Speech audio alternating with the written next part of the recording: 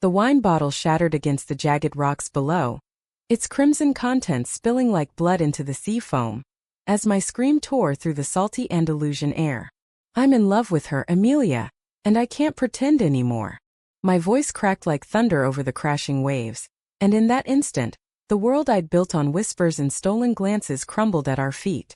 Stepmom's face drained of color, her hand frozen mid-reach for the cheese knife, while my little brother, Alex, just stared, his sandwich forgotten in his lap, as if I'd confessed to stealing the stars from the sky. We'd come to this cliffside spot outside Malaga for what was supposed to be a simple family escape. A weekend to mend the fraying edges of our lives after Dad's death 2 years back. The drive from our rented villa in Marbella had been filled with forced laughter, the kind that echoes hollow in a car packed with unspoken grief. Stepmom Lydia, though she'd always insisted I call her that, had packed the basket with her famous prosciutto-wrapped figs and crusty bread from the market, chattering about how the sea air would wash away the dust of Madrid. Alex, at 17, slouched in the back seat, earbuds in, pretending the world outside didn't exist. And me, Harper, 25 and unraveling, gripping the wheel a little too tight, my mind replaying the night before. Amelia's soft laugh in the dim light of her studio apartment, her fingers tracing the curve of my jaw like it was a map to some forbidden paradise. Spain had been our reset button. Dad's life insurance had bought us this year abroad. A way to grieve without the pitying stares back in Seattle. We'd traded rainy evergreens for sun-baked terracotta roofs, but the ache followed us like a shadow. Lydia, with her poised elegance and faint southern drawl she'd never quite shaken from her Georgia roots, threw herself into language classes and volunteer work at a local orphanage. Alex buried himself in soccer camps, his gangly frame finally filling out under the relentless sun. And I waitressed at a tapas bar in the old town, sketching in the off-hours, portraits of strangers who looked at me like I was whole, even when I felt like shattered mosaic. But Amelia changed everything. She was the artist in residence at the cultural center where I'd started taking pottery classes to find myself. As Lydia put it, mid-30s with olive skin that glowed under the studio lights and dark curls that cascaded like wild vines, she moved through the clay-dusted room with a quiet intensity that made my chest tighten. Her English was laced with a Madrid accent, sharp and melodic, and she'd tease me about my American clumsiness, when my will spun out of control. Harper, she'd say, her brown eyes locking onto mine, art isn't about perfection. It's about the mess, the beautiful, honest mess. One evening after a late-night glazing session, she'd handed me a mug she'd thrown just for me, our fingers brushing, and the spark ignited something I'd buried deep since college. The truth that my heart beat for women, not the safe, expected rhythm of men. We didn't plan it. It started with coffee after class, then walks along the Paseo Marítimo at dusk, her stories of growing up in a conservative family weaving with mine of lost fathers and makeshift families. Amelia was out, fiercely, unapologetically, but she'd been burned before, a fiancé who'd fled back to Barcelona rather than face the whispers.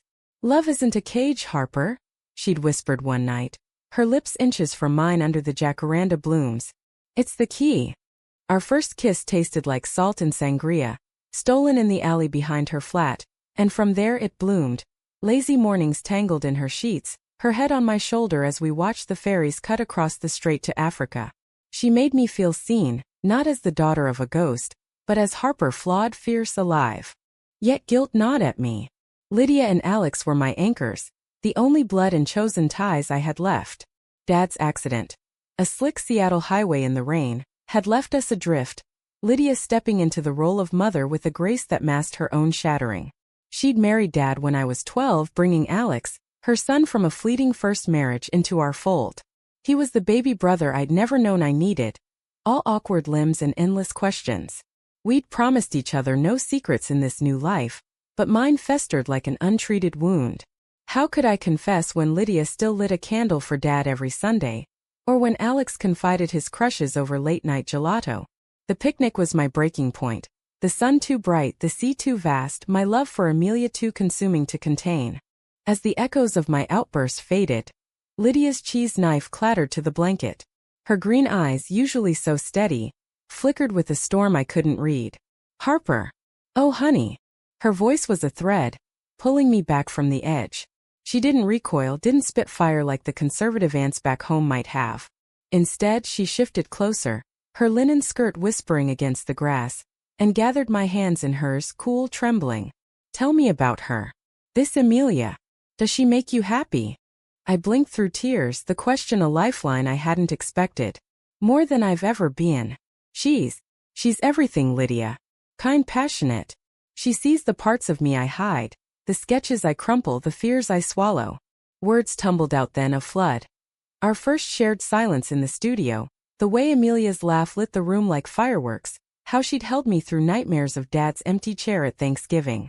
Alex, silent until now, uncrossed his arms. His face was a map of boyish confusion, brows knit under that mop of sun-bleached hair. Wait, so you're gay? Like for real? His tone wasn't accusation, but a kid grappling with a puzzle missing pieces. Does that mean you hated dating that guy in college? The one with the motorcycle? A laugh bubbled up, bitter and relieved. No, Alex. I didn't hate him. I just wasn't in love. Not like this. He nodded slowly, picking at a blade of grass, then met my gaze. Cool. I mean, weird but cool. As long as she treats you right. 'Cause if she doesn't, I'll kick her ass. The fierceness in his voice, so young and untested, cracked something open in me. A sob that mixed with a smile. We sat there as the sun dipped lower, painting the horizon in bruised purples and oranges. Lydia poured what was left of the wine into our glasses, her movements deliberate, like she was buying time to process. Your father, she started, then paused, swallowing. He always said love was the bravest thing we do, risking the fall for the flight. Her eyes glistened, and I realized she wasn't just talking about me. Lydia had her own ghosts. A marriage that ended in quiet betrayal, leaving her to raise Alex alone until Dad. I'm proud of you, Harper, for finding your wings. That night, back at the villa, the air hummed with a new fragility. Alex cornered me in the kitchen while Lydia unpacked the basket, his voice low. Does Mom know? About, liking girls. I shook my head and he grinned, that lopsided one that made him look 12 again. I'll back you up. We're family, right? Team weirdos. His hug was bony and fierce, smelling of sea salt and teenage sweat, and for the first time in months I breathed easy. Amelia came over the next day, her arms laden with fresh churros and a bottle of vermouth, oblivious to the seismic shift. I texted her a vague family stuff resolved, come over? And she arrived in a sundress the color of ripe figs, her curls tied back with a scarf. Lydia greeted her at the door with that warm southern hospitality, ushering her into the courtyard where bougainvillea spilled over the walls like confetti. So you're the one who's captured our Harper's heart, Lydia said, not a question, her smile genuine but edged with appraisal. Amelia's eyes widened, flicking to me, and I nodded, heart pounding. Over lunch, gazpacho chilled with cucumber, olives glistening on a platter, the questions flowed gently. Amelia spoke of her family in Madrid, the abuela who'd sewn her first pride flag in secret, the brother who'd walked her down the aisle at a commitment ceremony that ended in heartbreak. Love teaches us to rebuild, she said, her hand finding mine under the table, fingers interlacing like roots seeking soil. Alex peppered her with rapid-fire queries. Do you play FIFA? What's the weirdest Spanish food? His curiosity a bridge across the awkwardness. By dessert, laughter wove through the air, tentative but real. But peace, in stories like ours, is just the calm before the gale. It started with a phone call from Seattle, innocuous at first. A cousin inquiring about holiday plans, mentioning in passing that Lydia's ex-husband, Alex's father, was coming out of the woodwork. Richard. The name alone made Lydia's jaw tighten whenever it surfaced, a relic from her past she'd buried under layers of resilience. He'd left when Alex was 5, chasing a job in oil that turned into a life of regrets and sporadic child support checks. Now word was, he wanted to make amends, timed suspiciously with the reading of Dad's will revisions we'd delayed. Lydia waved it off at first, but the calls persisted, Richard's voice oily through the line, promising visits, second chances. He's got no right, she'd mutter, chopping vegetables with more force than necessary. I saw the toll in the shadows under her eyes, the way she'd linger over Dad's photo on the mantel, her finger tracing his smile. Amelia noticed too, pulling me aside after a dinner where Lydia barely touched her paella. Your stepmom's carrying too much, she said, her voice soft in the villa's tiled hallway. Let her lean on you, Harper. That's what family's for, not perfection but presence. I tried. We planned a girls' day in Rhonda, the mountain town with its gaping gorge and whitewashed bridges, a place Amelia swore healed the soul. Lydia hesitated, citing orphanage shifts, but Alex guilt her into it. Come on, Mom. You need a break from saving the world. The drive wound through cork oak forests, the air thick with pine and possibility. Over Café con Leche in a plaza shadowed by the Puente Nuevo, Lydia opened up. Not about Richard, but about us. Seeing you with Amelia. It's reminded me what it feels like to choose joy over fear. Her confession spilled then. How she'd known she was bisexual in her youth, but Georgia in the 80s demanded straight lines, safe paths. Dad had been her haven, but now in this sun-drenched exile, she wondered about paths untaken. Amelia listened without judgment, her hand on Lydia's arm, sharing a story of her own aunt who'd lived openly in the 70s, only to face exile from family. The heart doesn't ask permission, Amelia said, her eyes warm. It just beats. By the time we hiked to the Mirador, overlooking the verdant valley like a green heart cracked open, Lydia was laughing, real unguarded laughs that echoed off the cliffs. We snapped photos, me with my arm around her, Amelia framing us with wildflowers tucked into our hair. For a moment it felt like we'd stitched our wounds with gold. Alex, meanwhile, was blooming in his own quiet way. Soccer had introduced him to Mateo, a local boy with a quick grin and a wicked left foot, and suddenly my little brother was talking tactics late into the night. One evening, as thunder rumbled over the Sierra Nevada, he burst into my room, drenched from a pickup game. Harper, Mateo's different. Like, I think I like him. More than friends. His cheeks flamed, but his eyes held a spark of defiance. I pulled him into a hug, the rain pattering on the roof like applause. Then tell him. And if it scares you, that's okay. Bravery's in the trying. We sat cross-legged on my bed, trading stories, my fumbling college crushes, his first awkward handhold under the bleachers. You're the best, big sis, he mumbled, and I believed it. Amelia and I deepened too, our love a steady flame against the Spanish summer's blaze. We escaped to Nerja's caves one weekend, flashlight beams dancing over stalactites like ancient secrets. In the cool echo of that underworld, she proposed we move in together after my visa renewed. Her flat in town, a shared studio where clay and sketches could mingle. Build a life, Harper. Not just survive one. Her kiss was a vow, tasting of sea mist and certainty, and I said yes without hesitation, my heart expanding like the cavern around us. But betrayal brews in the shadows of trust. It arrived in an envelope, slipped under the villa door while we were at market day in Fuengirola. Lydia found it first, thick cream paper, Richard's looping script addressing my family. Inside, a letter, photos of a new life in Texas, and a plane ticket for Alex one way for Christmas. Come see your old man, it read, laced with paternal nostalgia that rang false. Lydia's hand shook as she read it aloud, her voice fracturing. He thinks he can waltz back in after all this time? Alex's reaction was a grenade. He stormed the kitchen, face twisted in fury. Why now? Because Dad's gone and he smells money.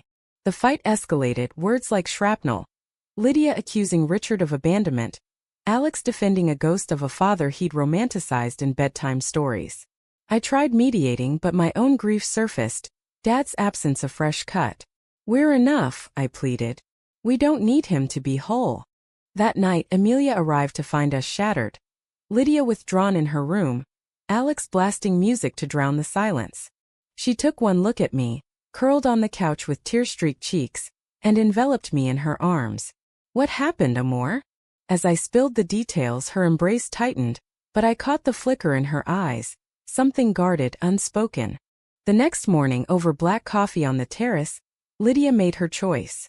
I'm calling him. Ending this for good. Her resolve was steel but brittle. Richard answered on the first ring, his voice booming through the speaker like an unwelcome guest. Lydia, darlin'. About time. The conversation twisted. His apologies thin as gauze, his insistence on seeing Alex a demand masked as plea. Lydia held firm. He's not a prize to claim. But when he turned venomous, accusing her of poisoning the boy against him, she faltered. You left us, Richard. Don't rewrite history. Alex overheard from the hallway, his face crumpling. He grabbed the phone, voice raw. I hate you for what you did to Mom. Stay away. The line went dead, but the damage lingered, a poison seeping into our seams. Amelia suggested a family therapy session through the expat center, her practicality a bomb. But as we drove to the appointment in Malaga, rain sluicing the windshield like tears, Alex turned to me in the back seat. Harper, you think love like yours and Amelia's, can it last? With all this family crap? His vulnerability pierced me. It has to, I said, squeezing his hand. Because it's real. Little did I know the real fracture was closer to home. The therapist's office overlooked the Alcazaba's ancient walls, a reminder of fortresses built and breached. Dr. Elena, a no-nonsense Catalan with wire-rimmed glasses, guided us through the mire. Lydia unpacking the betrayal of Richard's desertion, how it had left her doubting her worth as a mother. Alex voicing the tug-of-war between resentment and longing for a father's approval. Me bridging them, confessing how Dad's death had made me cling to secrets out of fear of more loss. Vulnerability is the mortar, Dr. Elena said, her pen scratching notes. Without it, the walls crumble. Amelia waited outside, her presence a quiet anchor. Afterward, over churros in the old quarter, Lydia linked arms with me, her smile tentative. Thank you for pushing us here, Harper. And for you, being you. The words healed a sliver, but the envelope's shadow loomed. Richard didn't stop. Emails flooded in, each more manipulative, promising reconciliation if we'd just give him a chance. Alex deleted them at first, but one caught him. A photo of Richard at a father-son retreat, caption, wishing my boy was here.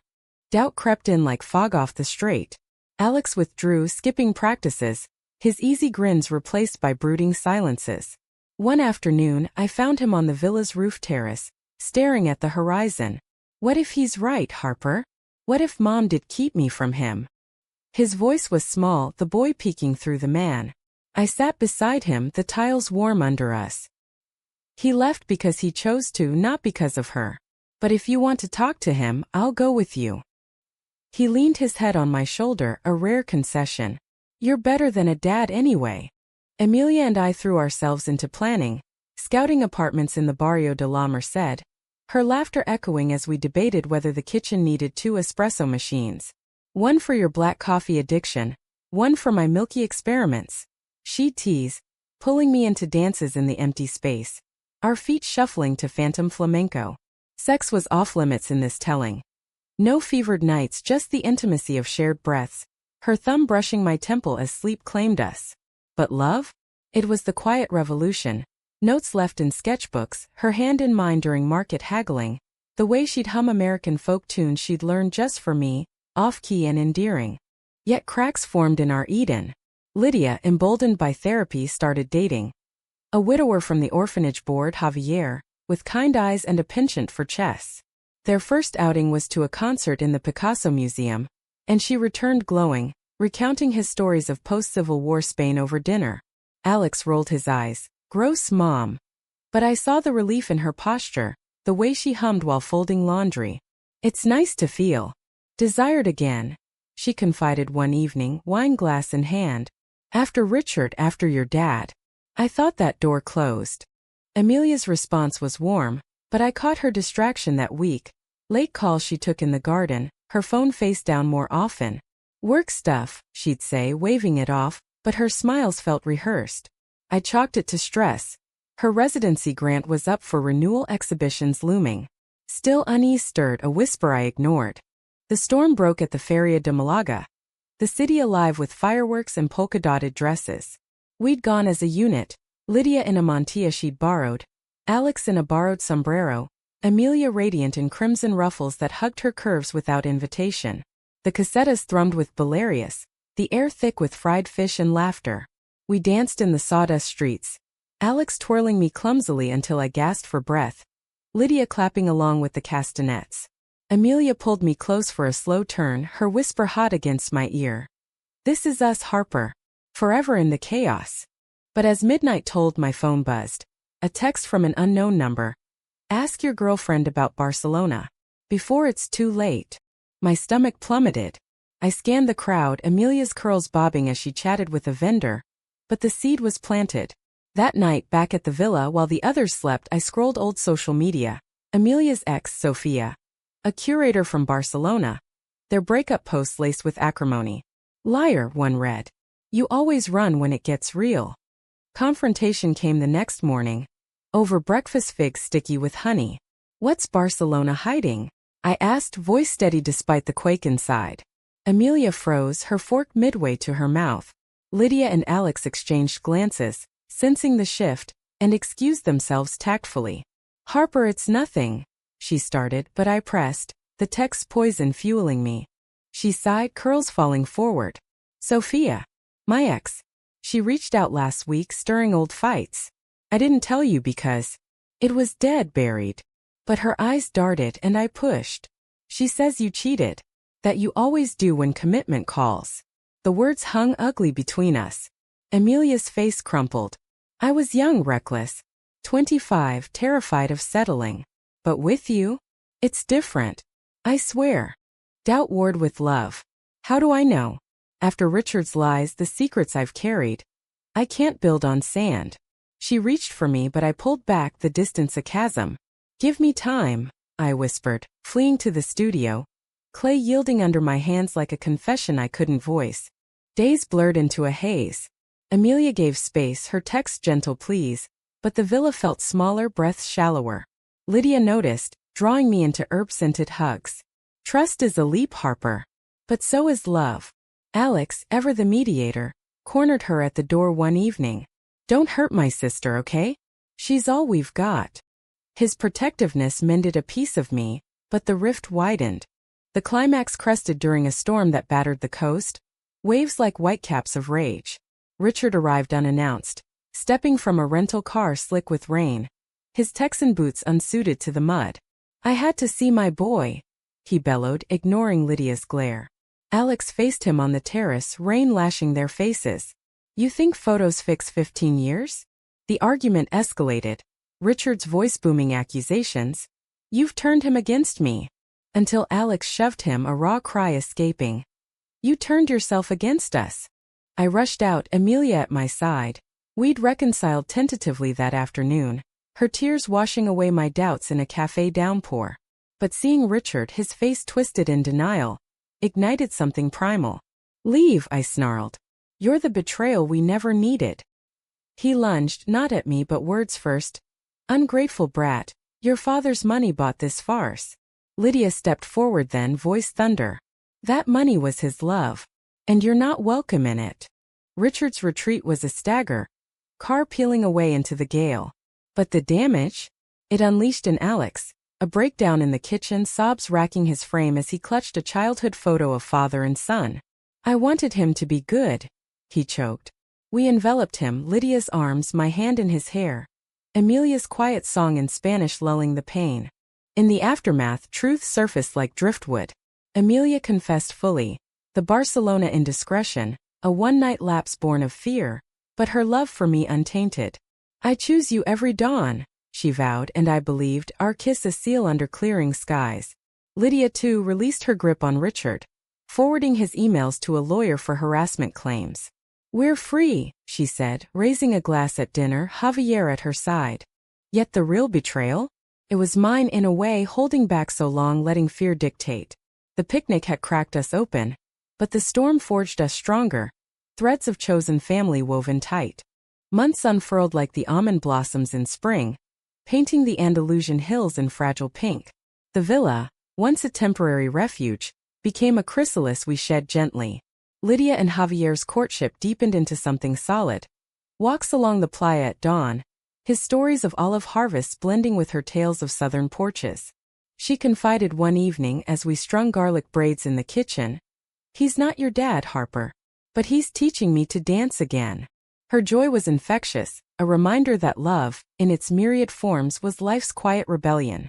Alex's healing was messier, marked by therapy sessions and tentative outreach. Not to Richard, but to a support group for adult children of absent parents. Mateo became a constant, their friendship evolving into handholds during evening jogs, shy admissions over Heladu. He's gay too. Alex told me one night. Stars pricking the velvet sky. We figured it out together. No big drama, just us. His coming out was a whisper at family dinner. Met with Lydia's teary nod and my whoop of delight. Amelia baked him a cake, chocolate with rainbow sprinkles, whispering, "Welcome to the club, kiddo." In that moment our patchwork family felt invincible. Bonds forged not by blood but by shared unravelings. Amelia and I moved into her flat in June, the space transforming under our hands. Walls splashed with murals of Seattle rain meeting Spanish sunsets, shelves groaning with her ceramics and my sketchpads. Mornings were rituals, her brewing café solo while I sketched her profile, the light gilding her curls like a halo. We argued, of course, over whose turn it was to load the dishwasher, or the merits of American football versus football. But the makeups were sweeter, apologies wrapped in laughter and lingering touches. "You're my home," she'd murmur, forehead to mine, and I'd believe it, the word a talisman against old fears. Yet Spain, for all its sun-kissed allure, couldn't hold us forever. Visas loomed like expiration dates on a love letter. Lydia decided to stay. Javier's proposal a ring of hammered silver she'd accepted under the orange trees. "This is my second act," she said, hugging me at the airport, her eyes bright. "Go write yours." Alex chose college in Barcelona, close enough for visits, far enough to spread wings, with Mateo tagging along for open days, their excitement a balm for the goodbye. My own path pulled toward New York, a gallery scouting my portraits after a Malaga exhibit where Amelia's pieces sold out beside them. "The city's pulse," I told her. "But with you it'll sing." She applied for a residency there, her work bridging continents. The departure was a tear-streaked dawn drive to the airport, Alex's playlist of indie anthems blaring to drown the sobs. Lydia slipped me a locket with Dad's photo inside, engraved, "Fly, daughter." Amelia's hand in mine was steady, her kiss at security a promise. To new horizons, amor. New York hit like a fever dream. Honking taxis, steam rising from grates, the skyline a jagged promise. We crashed in a Brooklyn walk-up, walls thin as whispers, but it was ours. Amelia found a studio in Soho, her exhibitions drawing crowds who marveled at the expat fire in her glazes. I freelanced illustrations for magazines, my style, raw lines capturing quiet revolutions, earning nods from editors who saw the Spain in my strokes. Dates were rooftop picnics with skyline views, her head on my lap as we debated poets. Lorca's passion versus Whitman's sprawl. Challenges came as they do. Amelia's ex, Sophia, resurfaced via email. A job offer in Madrid laced with nostalgia. "Come home," it read, and jealousy flared, old wounds itching. We fought in the tiny kitchen, words sharp as broken plates. "Do you miss the ease of running?" I accused. She fired back. "And you? Still scared I'll shatter like your family." But we chose repair. Therapy in a sunlit office overlooking the Hudson, where we unpacked the barbs, emerging tender but tethered.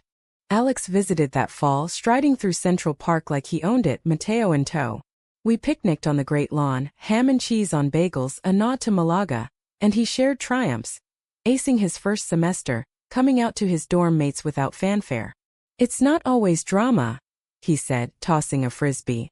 "Sometimes it's just living." Lydia FaceTimed from her wedding in Marbella, radiant in lace, Javier beaming beside her. "To us," she toasted through the screen. "Forever changed, forever whole." Betrayal's echo faded, replaced by grace.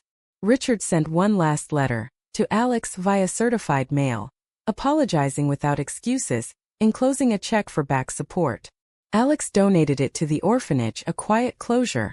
"Not for him," he said. "For the kids who need anchors." Years layered on like patina on bronze. Amelia and I committed under Brooklyn's bridges, vows exchanged in a ceremony of wildflowers and witnesses. Alex as best man, cracking jokes. Lydia flying in, her hand in Javier's. "Love isn't the absence of storm," I said in my toast, glass raised, "but dancing in the rain." Amelia's eyes met mine, brown depths holding galaxies. And building arcs together. Now, a decade on, with a daughter named Sol, adopted from a foster system that tested our mettle, we picnic in Prospect Park, the city a distant hum. Sol, 5 and fierce, chases pigeons, her curls a mirror of her mames. Alex, a coach in Barcelona, visits with his husband, their laughter a chorus. Lydia, gray-streaked and grandmaternal, Read Soul Stories of Spanish Knights and American Rebels. The big secret I shared that cliffside day? It wasn't a bomb but a beginning. It reshaped us, not into flawless heroes but humans humane in our fractures. In the end, family isn't given. It's chosen, fought for, forgiven. And in that choosing we found our way home.